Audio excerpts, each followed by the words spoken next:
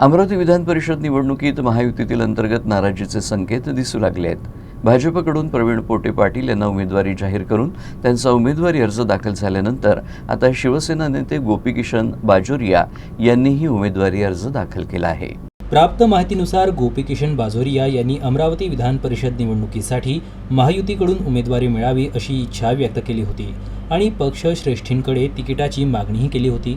मात्र महायुतीनं या जागेसाठी भाजपचे प्रवीण पोटे यांना उमेदवारी दिली। यानंतर बाजोरिया यांनी उमेदवारी अर्ज दाखल केल्यानं महायुतीतील नाराजी आणि संभाव्य बंडखोरीची चर्चा रंगू लागली आहे।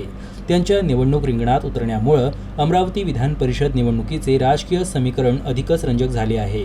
राजकीय वर्तुळात अशी चर्चा आहे की गोपीकिशन बाजोरिया निवडणुकीच्या मैदानात कायम राहिल्यास महायुतीच्या मतांमध्ये विभागणी होण्याची शक्यता वाढू शकते। त्यामुळे या निवडणुकीकडे संपूर्ण जिल्ह्याचे लक्ष लागले आहे।